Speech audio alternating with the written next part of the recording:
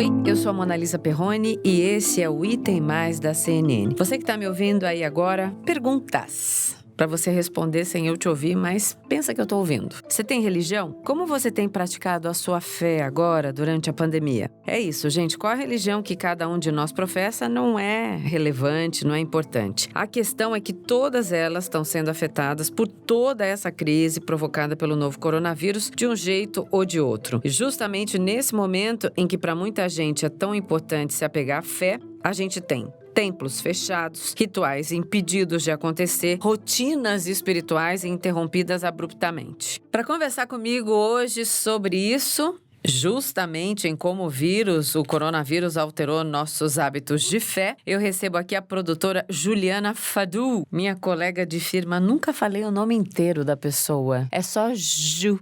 Oi, Ju. Oi, Mona. Podemos contar do nosso passado? Por favor, né? Então, antes de começar esse papo sobre religião, nós éramos antes unidas pela produção do carnaval em São Paulo. Quantos anos a gente trabalhou juntas só no carnaval? 4 ou 5. É isso aí. Então, para vocês entenderem o ecletismo profissional de Juliana Fadul. Mas vamos lá, Ju. Bom, você se sente confortável de falar sobre a sua fé, a sua religião? Você tem? Me sinto. E aí, conta um pouco então o que é religião e fé pra você. Eu gosto muito de religião, o tema. Eu não sigo uma religião específica, mas eu acho bonito o que ela representa, assim, pra gente, pra sociedade. Então, eu prefiro mais ler sobre do que rezar. Podemos falar assim, será? Mas nunca, num momento de dificuldade, lembrou da música? Se eu quiser falar com Deus, não veio Gil. É o Gil, né? Não veio Gil assim na orelha? Sim. Todo factual que tem grande, a gente reza pra todo mundo. A orixá é Deus, é pra todo mundo, mas... Eu sou uma mulher de bastante fé. E a fé é, como tá nas escrituras, né? A fé é a convicção daquilo que você não vê. E olha só, convicção daquilo que você não vê. Ou seja, realmente é algo profundo, né? Porque para ter convicção, muitas vezes a gente fala, eu tenho que ver para acreditar. Não, a fé é exatamente o contrário disso. A fé é acreditar naquilo que a gente não vê, não toca, não é material, mas é espiritual, né? Sim, super. Tem um livro super lindo que chama, acho que O Sentido da Vida, de um psicanalista, Viktor Frankl, que ele fala sobre isso, que a vida mesmo não tem um sentido. Uhum. Ele ficou preso num campo de concentração, ele é judeu, e ele foi estudando as pessoas enquanto ele estava preso. E ele viu que as pessoas, elas precisam de 3 pilares, que é o amor, não amor homem e mulher. Não amor carnal. Exato, mas assim, o amor pela família, o amor por alguém. O trabalho porque ele te dá um sentido, uma existência. Uhum. Você levantar, você precisa ter pela função, não pelo trabalho ou ambição. E a religiosidade, porque isso pode passar para um outro plano. Porque, por exemplo, você sabendo que a sua vida não termina aqui, ela vai te dar um sentido depois. Tudo que você fez nessa vida não vai ser em vão, entre aspas. E até melhora, talvez, a conduta nesta vida, né? Porque vai ter uma conta a pagar lá na frente, é isso? Exatamente. A fatura vai chegar. É mais ou menos isso? Sempre chega, não tem almoço de graça. Ju, conta pra gente o que vai ser essa série especial. Ela vai tratar exatamente do quê? Então, nós fizemos um recorte de 5 religiões. E a gente falou como a Igreja Católica, a Igreja Batista, o Candomblé, os judeus e os muçulmanos estão se articulando por conta da Covid. Na verdade, a matéria nasceu, ela cresceu. A gente ia falar só sobre os enterros, os velórios, como que as pessoas estão sendo veladas. E isso aqui, assim, a gente percebeu que por conta do Covid, foram várias rupturas, vários paradigmas que tiveram que ser quebrados por conta da pandemia. Então a gente falou assim, não, vale uma série só disso mesmo, e aí mudamos. Porque o quanto a fé pode acalentar um coração que perdeu alguém, qual que é o foco específico? Claro que sem o spoiler total, mas só para deixar o pessoal com um gostinho. Aí o foco é esse que você disse em tempos de pandemia, como é que fica a fé, né? Independentemente do seu credo. E é um olhar para frente também, Ju? O que vocês recortaram especificamente? Bom, a gente sabe que tudo mudou por causa da pandemia. Só que mudou também como que as religiões estão falando com os seus fiéis, com o seu povo, com a sua comunidade. E a gente percebeu também que em abril de 2020, Deus teve um pico de buscas, oração e meditação também. Então, a gente falou assim, bom, as pessoas estão procurando mais. Por exemplo, a Igreja Batista começou a fazer batismo online. Eu e a sua filha Kátia batizamos você em nome do Pai, do Filho e do Espírito Santo. Amém. Então, em vez da pessoa ir na igreja e mergulhar, porque na Igreja Batista o batismo imersão, assim, é pela imersão. Eles estão fazendo, é muito curioso, porque eles jogam a água em cima da pessoa que quer ser batizada. Online, e o pastor joga a água no computador. Ele tem uma tela que pode jogar água. Então, você recebeu, é por videoconferência o batismo. O Shabat, pela primeira vez no Brasil, ela teve transmissão online. E no Shabat, não se pode manipular nenhum tipo de aparelho eletrônico do pôr do sol de sexta até o pôr do sol de sábado. São 39 proibições e uma delas é o aparelho eletrônico. Mas os rabinos perceberam que isso, os não ortodoxos, né, os mais liberais, eles perceberam que isso era uma demanda, porque são muitos senhores, senhoras, tem o pessoal que tem os hospitais e o rabino não pode entrar no hospital. E isso aumentou. Numa sinagoga, cabe em torno de 460 pessoas. E de visualização, eles tiveram 1.800. Então, 1.800 computadores ligados. Levando em consideração que uma família de judeus tem em torno de 4 a 5 pessoas, isso dá um cenário muito maior. Então, vamos pontuar aqui, né? Nós estamos falando de algo que tem muito a ver com tradição milenar, que até então os questionamentos não eram possíveis e diante de algo que o mundo inteiro nunca lidou, que é uma pandemia, nesse nível, no século XXI, dogmas religiosos estão sendo revistos. Exatamente. E assim, é muito bonito saber que a gente está vivenciando isso, porque não é uma coisa de 10, 15 anos. É a primeira vez na história da humanidade que todas as igrejas católicas foram fechadas simultaneamente, em todo o mundo. Isso não aconteceu nem na gripe espanhola, nem na Segunda Guerra Mundial. Em guerras, as igrejas fechavam, mas onde estavam acontecendo os combates, não como aconteceu agora, que todas as igrejas fecharam. Sim. Agora, Ju, quando você falou das buscas, claro, né, gente, nós estamos falando das buscas no Google, né? Então, repete esse apontamento em abril. Deus nunca foi, essa palavra nunca foi tão procurada. O ranking é Deus, que mais? Não dá para ter um ranking. Ah, não tem ranking. Não. Tá. É um apontamento. É um apontamento. A gente procurou algumas palavras-chave. Fé, Deus, oração, meditação. E foi curioso também a palavra fé, porque a palavra fé, ela teve uma queda no começo do ano.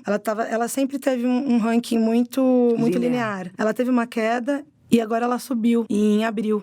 Abril ela deu uma subida e também tá para alcançar os índices, o seu pico. Sim. E o que as lideranças religiosas explicaram para vocês? Dá alguma diquinha do que o pessoal vai poder acompanhar? Porque o que eu acho lindo desse trabalho que você coordenou, produziu e que vai ser exibido na firma, né? Na firma aqui, no fim de semana, que vai ser, é isso? Nos fins de semana? Nós fizemos uma série de matérias. A gente dividiu cada dia, vai ser uma religião dessas 5, então são 5 dias, que vai ao ar no Live, que é o programa da Mari Palma, do Felipe Ciani, das 10 a 1, não percam, tá muito bom. Eu produzo. Muito, tá vendo? Ó, fazendo propaganda do bem aqui, vai lá, tá certo. E eu fiz com o Eduardo Palácio, que é... A gente fez a captação, a produção e a edição do Edu. Assim, e foi muito bonito, porque a gente explicava as especificações de cada igreja, e a gente sempre deixou de 2 últimas perguntas, porque se as pessoas procuravam tanto Deus no Google, a gente queria saber o que é essa pandemia na visão de cada líder religioso. E uma última mensagem. A última mensagem foram 2 coisas que todos falaram, desde o rabino, o pai de santo, o sheik, todos. Eu achei bonito que, assim, nenhum deles falou que é um castigo divino, que é algo que a humanidade precisa aprender. Eles falaram que é um ciclo. A vida, ela é feita de desafios, de vitórias, e que esse é um desafio que a gente tá tendo, e pra gente aprender o máximo com o que tá acontecendo. Não teve, assim, a gente não irritou nenhum orixá, a gente não xingou nenhum deus, a gente não fez nada. É o ciclo da vida. E todos também citaram o meio ambiente, que é uma questão que eu e o Du, a gente falava, olha, todos falaram a mesma coisa. Eles falavam sobre a questão da gente cuidar mais do meio ambiente e também da gente cuidar também da nossa cabeça e da nossa família.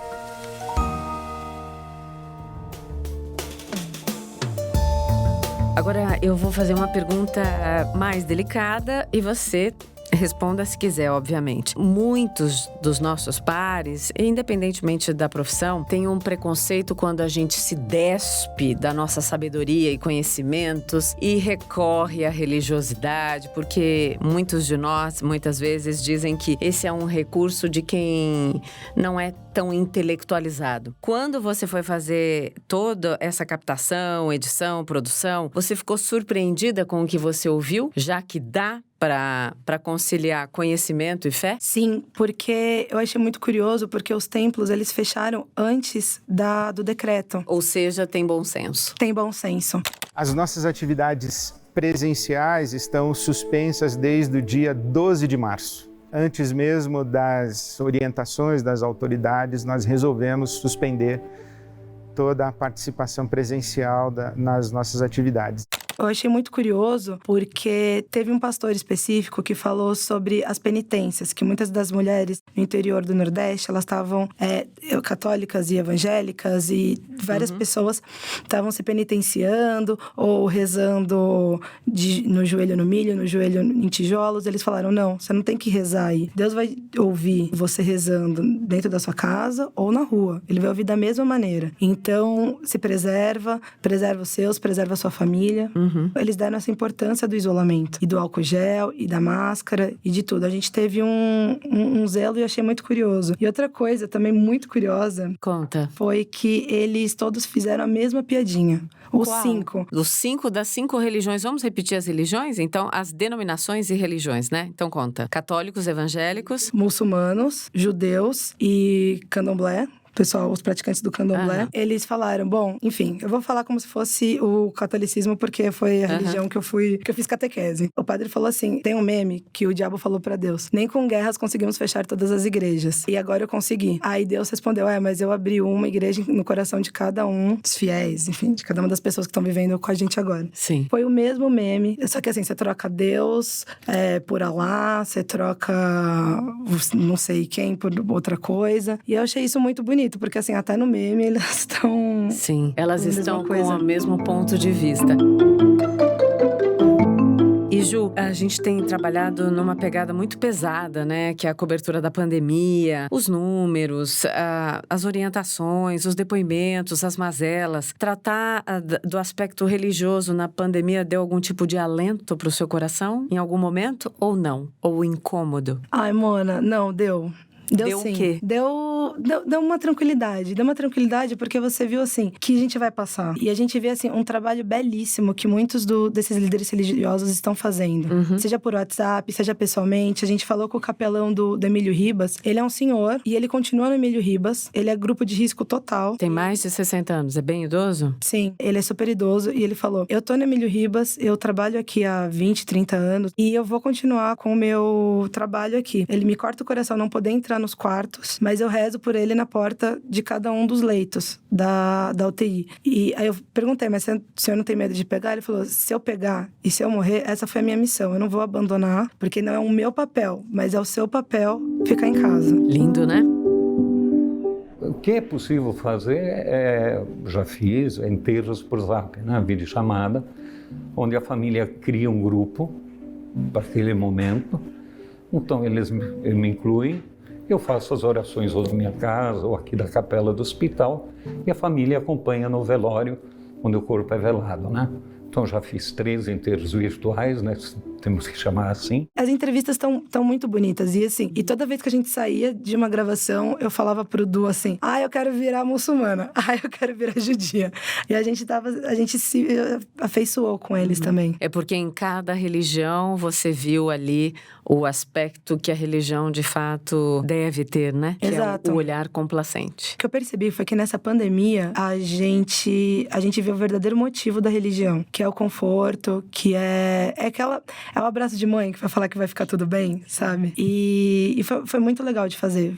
De verdade, foi acho que uma das matérias mais legais que eu já fiz, assim, na vida. E teve outra coisa também. Existiam alguns preconceitos que a gente tem. Por exemplo? Matança de animal no candomblé. Eu fui vegetariana a maior parte da minha vida. Então, eu achava um absurdo a matança dos animais. Mas aí eu falei com o pai Rodney de Oxóssi, que ele é uma pessoa muito iluminada. Ele é uma pessoa muito legal. E ele... Sabe aquelas dúvidas? Por exemplo, amarração. Mas se eu fizer amarração e depois mudar de ideia, eu vou estar amarrada pra sempre? Sabe as dúvidas meio bestas que a gente tem? Ele respondeu e ele explicou. Ele explicou assim, no candomblé, a matança não é só matar um animal pra fazer um trabalho ou pra amarrar alguém. A matança, ela usa um pedaço, o mesmo corte do açougueiro, é praticamente o corte do pai de santo. E depois toda a carne que é usada, ela vai pra alimentar moradores de rua. Então, existe um preconceito religioso, só que você vê que assim, pra quê, sabe? Porque o animal, no fim, ele não morreu à toa. Ele morreu pra alimentar também umas pessoas e pra acabar fazendo um trabalho. Você acaba entendendo e ampliando a sua visão de mundo também. E é bonito, assim,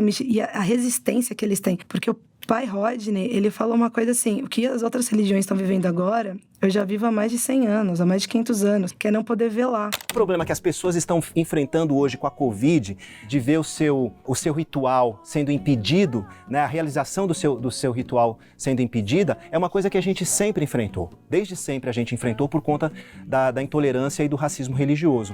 Hoje todo mundo está sabendo o que é isso. Que são todas as religiões de matriz africana. Tem todo um preconceito que tem a ver com a maneira como nós, exploradores dessa mão de obra africana, colocamos para poder silenciá-los e enfraquecê-los, né? Na história do Brasil isso é bem latente. Exatamente. Porque o que ele explicou é o seguinte, existe uma manipulação de corpo depois que a pessoa morre.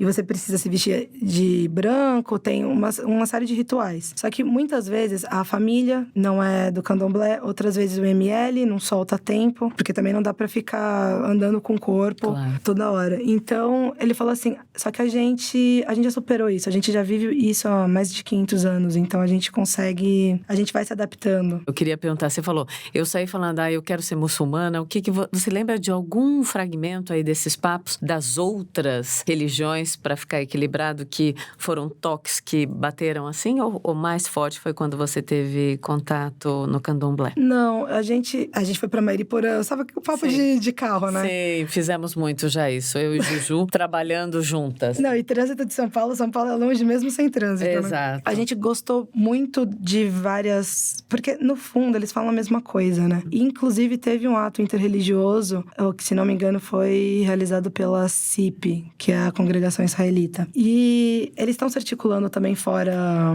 da sua própria bolha. O que eu achei bem bonito, mas assim, o que eu falei com o Du é que a 5 foi que nem filho, a gente tá amando igual. Você sabe que eu sempre te vejo, Ju, mais acelerada, mais enfática. Tô te vendo mais leve, mais zen.